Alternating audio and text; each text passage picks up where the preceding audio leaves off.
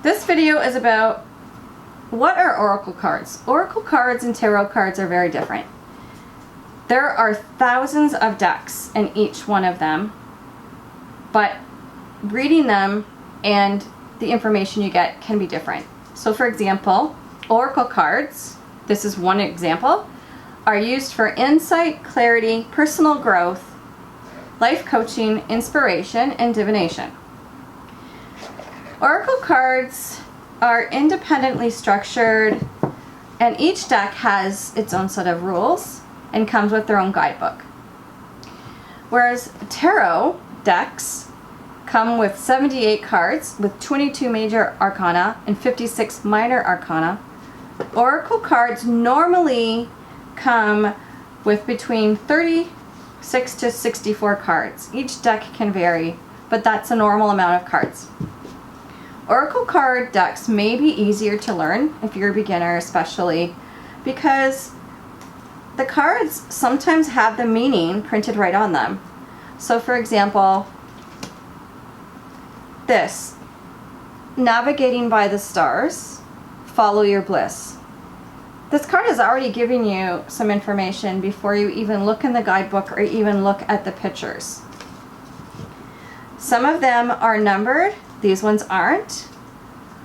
And some are. Normally the numbers don't really mean anything except for the reader that can go and look through the guidebook, and it helps them find them easier. Oracle decks are also more open to the reader's interpretation and intuition, whereas tarot decks have more strict rules. However, whichever deck you decide to use as a reader, you don't have to be psychic. All you need to do is trust in spirit, your intuition, and have confidence. Don't second guess what comes to you. When you do go and buy a deck, take some time looking at the artistry of the deck, the pictures, and how they make you feel. Some decks will resonate with you and some decks just won't. There's so many thousands of decks, as I said. So if you have a chance and you have a friend who has some decks, you may want to ask if you can look at their decks before you actually purchase them to see if it's something you might like. I have lots of decks, and unfortunately some of them, after I brought them home and opened them, just didn't resonate with me. I'm left with a brand new deck. So what is another idea for my channel is that I'm going to tell you which decks I have, show you which ones that I have, why I like them or why they just didn't resonate with me. It's all up to personal opinion.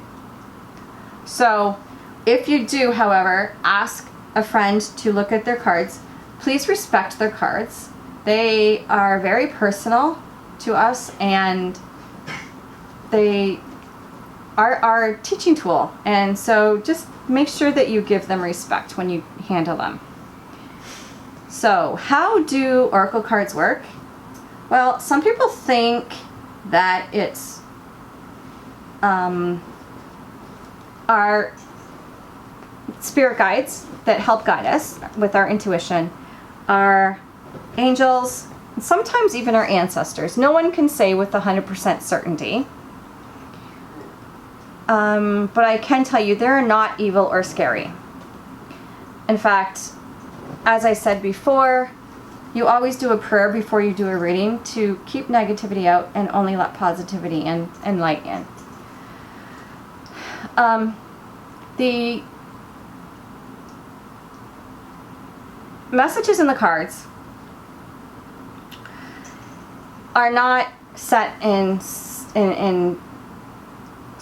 like, it's not going to for sure happen. It's not set in stone, because ultimately at the end of the day you have control of your destiny. So these cards may tell you what paths may come into your life, and they will suggest maybe potential issues that you might be facing, but then they also offer how those issues may be avoided.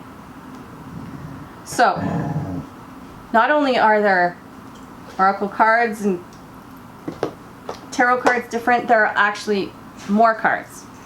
There are angel cards. There are spirit animal cards. There are crystal cards. There are mythological cards. There are astrology cards, moonology cards, witches cards. There's so many that it's so hard to choose which you want to use in your readings. So another reason I'm doing this channel, so that you can decide what works best for you.